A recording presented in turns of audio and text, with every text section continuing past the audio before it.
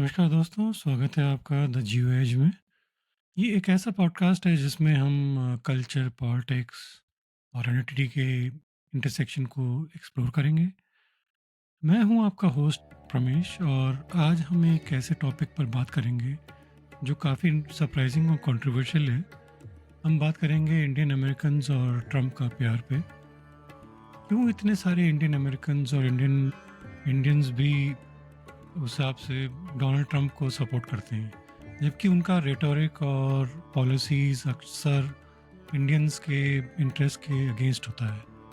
Donald Trump की policies की अगर हम बात करें, तो अक्सर इमिग्रेंट्स के वो अगेंस्ट रहते हैं, क्योंकि क्या ये बोला जा सकता है कि सिर्फ पॉलिटिक्स का खेल है या कुछ और है? आज के एपिसोड में हम इस पैराडॉक्स को एक्सप्लोर करेंगे और ये समझने की कोशिश करेंगे कि क्या ये ट्रेंड लैटिनोस के सपोर्ट जैसा है या इंडियन अमेरिकन्स के लिए एक अलग कहानी है। चलिए इस पे डिटेल पे बात करते हैं और समझते हैं कि क्या होता है। सबसे पहले इंडियन अमेरिकन्स वोटिंग पैटर्न का हिस्टोरिकल कॉन्टेक्स्ट का के बारे में बात करते हैं कि वो क्या है। Indian Americans historically democratic party के स्ट्रॉन्ग सपोर्टर्स रहे हैं। हाईली एजुकेटेड और एफ्लुएंट होने के वजह से इंडियंस यहाँ पे जो अमेरिका में हैं, वो डेमोक्रेटिक पार्टी के साथ नेचुरली अलाइन करते हैं। और 2006 में अगर हम बात करें तो सिर्फ 16% इंडियंस ने ट्रंप को वोट दिया था, लेकिन 2024 तक ये नंबर बढ़ के लगभग 31% हो गया, नियरली डबल। कार्नेगी एंडोमेंट और पीस की सर्वे के मुताबिक है ये रिपोर्ट। और ये सिर्फ ज़रूर है, शिफ्ट छोटी ज़रूर है, लेकिन सिग्निफिकेंट बहुत है, जो एक सॉलिड डेमोक्रेटिक बेस में क्रैक्स दिखाता है। तो अ, इसमें थोड़ा आश्चर्य तो होता है, खैर। तो इसके शिफ्ट के पीछे का फैक्टर्स के बारे में बात करते हैं। अब समझते हैं कि ये शिफ्ट को क्यों अ, ये शिफ्ट हुई क्यों है। इसके पीछे कई रीजंस हैं एक्चुअली। सबसे पहले अगर बात करें तो इकोनॉमिक प्रायोरिटी और मेरिटोक्रेसी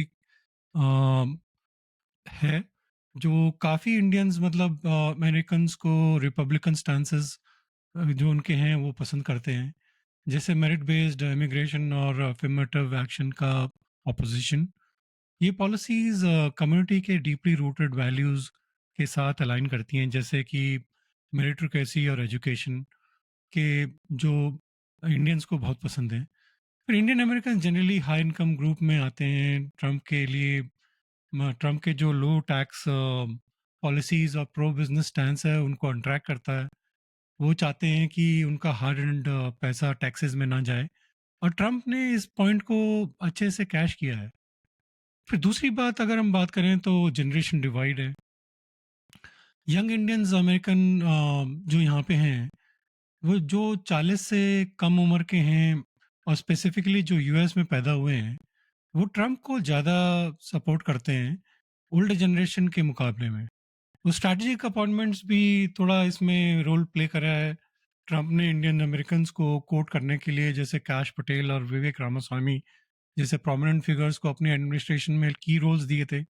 ये मूव्स कम्युनिटी को रिप्रेजेंटेशन और पॉलिटिकल इंक्लूजन का सिग्नल देता है। जो विजिबिलिटी और इन्फ्लुएंस चाहते हैं उनके लिए ये अच्छी बात है। ये और बात है कि सत्ता संभालते ही उन्होंने विवेक रामास्वामी को लात मार दी। अब तीसरा अगर दूसरा चौथा अगर हम बात करें तो कल्चरल कंजर्वेटिविज्म का भी एक फैक्टर है। ट्रम्प की कंट्रोवर्शियल रिटोरिक के बावजूद कुछ इंडियन अमेरिकन्स उनके कंजर्वेटिव वैल्यूज जैसे फैमिलीज, फेथ और नेशनल सिक्योरिटी को अप्रिशिएट करते हैं। बात करें तो उनके एंटी चाइना स्टैंड भी बहुत इम्पोर्टेंट है। ट्रम्प ओपनली चाइना के खिलाफ हैं, बोलते हैं, और ये बात काफ़ी इंडियंस अमेरिकन्स को पसंद आती है। उनका मानना है कि ट्रम्प इंडिया के लिए बेटर ऑप्शन है, क्योंकि वो चाइना के एक्सपेंशनिस्ट पॉलिसीज़ का ओपनली अपोज़ करते हैं।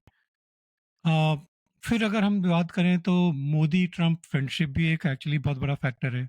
हाँ, अगर आपको याद होगा तो हाउडी मोदी इवेंट या नमस्ते ट्रम्प जैसे कैंपेन्स ने भी एक परसेप्शन बनाया कि ट्रम्प और मोदी दोस्त हैं। तो ट्रम्प इंडिया के लिए अच्छा होगा, ये मतलब इंडियंस का एक्चुअली मानना है। रियलिटी चाहे जो भी हो, ऑप्टिक्स काफ़ी स्ट्रॉन्ग है इस बारे में। फिर एक अगला जो सेगमेंट हम बात करना चाहते हैं वो है कॉन्ट्रडिक्शंस और चैलेंजेस के बारे में। तो ये ग्रोइंग सपोर्ट जो है वो कॉन्ट्रडिक्शन से फ्री नहीं है।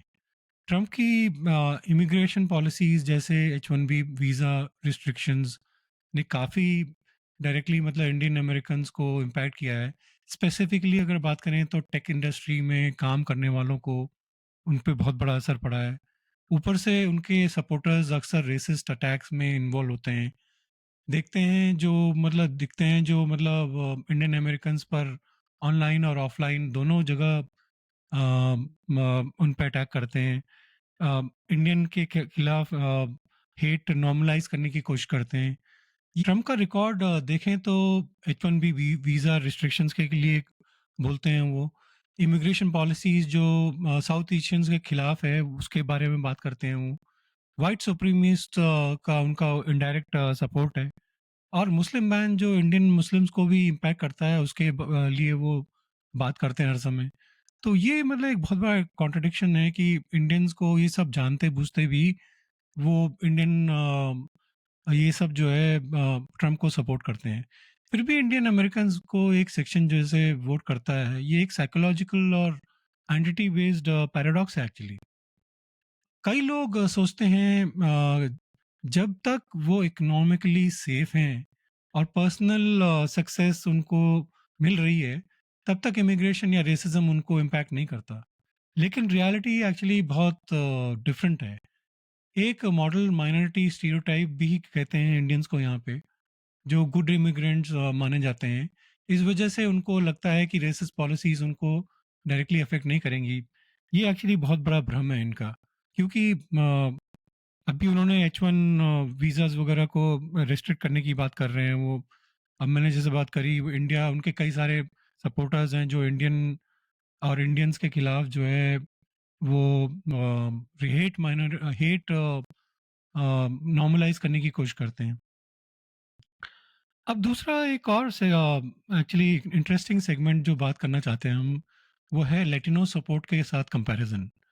तो अब इस ट्रेंड को लैटिनो सपोर्ट के साथ अगर कंपेयर करें, तो जैसे इंडियन अमेरिकन्स हिस्टोरिकली डेमोक्रेट्स को सपोर्ट करते हैं, वैसे ही लैटिनोज भी डेमोक्रेटिक सपोर्ट पार्टी के लॉयल सपोर्टर्स हैं।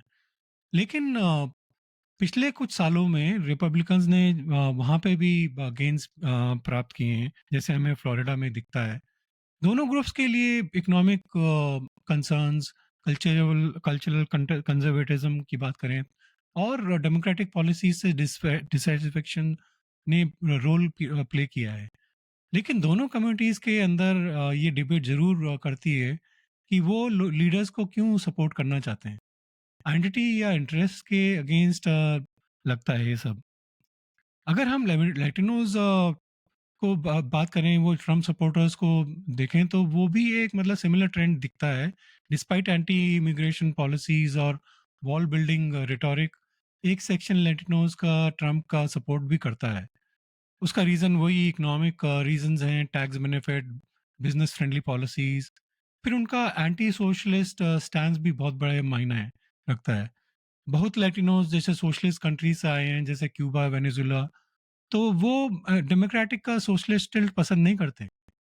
फिर उनको रिपब्लिकन पार्टी और ट्रम्प की कंजर्वेटिव फैमिली वैल्यूज़ को भी अच्छी लगती है उनको। तो कुछ सिमिलरिटी ज़रूर हैं दोनों कम्युनिटीज़ के। एक सेक्शन इकोनॉमिक और कंजर्वेटिव रीजंस की वजह से ट्रम्प को सपोर्ट करते हैं, चाहे उनकी एंटी पॉलिटिक्स उसके खिलाफ ही हो। तो ये एक मतलब डेफिनेटली एक पैराडॉक्स तो है ही ये। अब समझें तो इसका फ्यूचर क्या हो सकता है, मतलब इमिग्रेशन, ये जो इमिग्रेंट कम्युनिटीज़ है जैसे इंडियन अमेरिकन्स में डाइवर्सिटी बढ़ाने का मतलब ये है कि वो अब भी पार्टी इनके वोट्स को ग्रांटेड नहीं ले सकते। रिपब्लिकन्स यंगर वोटर्स और फर्स्ट जनरेशन इमिग्रेंट्स पर गेन्स कर रहे हैं, तो डेमोक्रेट्स को इन शिफ्ट्स को एड्रेस करना होगा, अगर वो अब कोalition मेंटेन करना चाहते हैं। डेमोक्रेट्स एक्चुअली बहुत ही ज़्यादा एंटी लेफ्ट प्रो लेफ्ट हो गए हैं और एंटी राइट हो गए हैं, तो जो मतलब इंडियन अमेरिकन्स के लिए बहुत सही चीज़ नहीं है। और अगर देखे जाए तो आप वोकिज़्म और ये सब जो है बहुत ज़्यादा डेमोक्रेटिक पार्टी में हो गया है। तो ये अपीज़मेंट और ये सब जो है वो किसी को पसंद नहीं आता। अब सवाल ये है कि जैसे 2028 का जो इलेक्शन होगा, क्या ये ट्रेंड बदलेगा? बाइडेन एडमिनिस्ट्रेशन ने H-1B और इमिग्रेशन पॉलिसीज़ को थोड़ा रिलैक्स किया था और डेमोक्रेट्स भी मतलब थोड़ा इंडियन अमेरिकन वोटर्स को अट्रैक्ट करने की कोशिश करते हैं।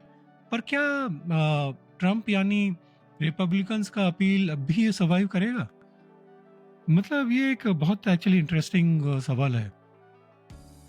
मुझे लगता है कि एक बड़ा सेक्शन जो है वो स्टिल रिपब्लिकन इकोनॉमिक पॉलिसीज़ और एंटी चाइना स्टैंड्स के साथ रहेगा। लेकिन यंगर इंडियन अमेरिकन जो सोशल इश्यूज पर ज़्यादा अवेयर हैं, वो डेमोक्रेटिक पार्टी की तरफ जा सकते हैं। अभी वो कई लोग उसमें से जैसे वो ग्रीन पार्टी को सपोर्ट करते हैं, हालांकि उन्हें पता है ये नहीं जीतेगी, बट जिल की जो डेमोक्रेटिक पार्टी है, तो वो बेसिकली अपने को रिपब्लिकन्स के साथ अलाइन करना उनके लिए बहुत मुश्किल है। इसीलिए थोड़ा शायद अगर रिपब्लिकन पार्टी थोड़ा चेंज करे, तो इन ऐसे वोटर्स को वो अपने साथ लेने में कामयाब हो सकती है। तो दोस्तों ये एक छोटा-सा विश्लेषण था आपके सामने द जीओएच पर। अगली बार फिर मिलेंगे एक नए ग्लोबल ट्रेंड के साथ जो हमारी दुनिया को शेप करता है। तब तक के लिए सब्सक्राइब करें और अपने दोस्तों के साथ शेयर करें और हमें बताएं अपने ओपिनियन की आपको क्या लगता है। आपके हिसाब से कुछ कम्युनिटीज़ लीडर्स को क्यों सपोर्ट करना चाहती हैं और उनके इंटरेस्ट के अगेंस्ट ऐसा क्यों वो जाते हैं। तो ये एक मतलब आप हमें बताइए। तब तक आप अपना ख्याल रखिए, सच्चाई और अपना सब असूलों के साथ लड़ते रहिए और तब तक के लिए अपना ख्याल रखें और हम आपसे अलविदा लेते हैं अभी, फिर मिलेंगे। धन्यवाद, नमस्कार।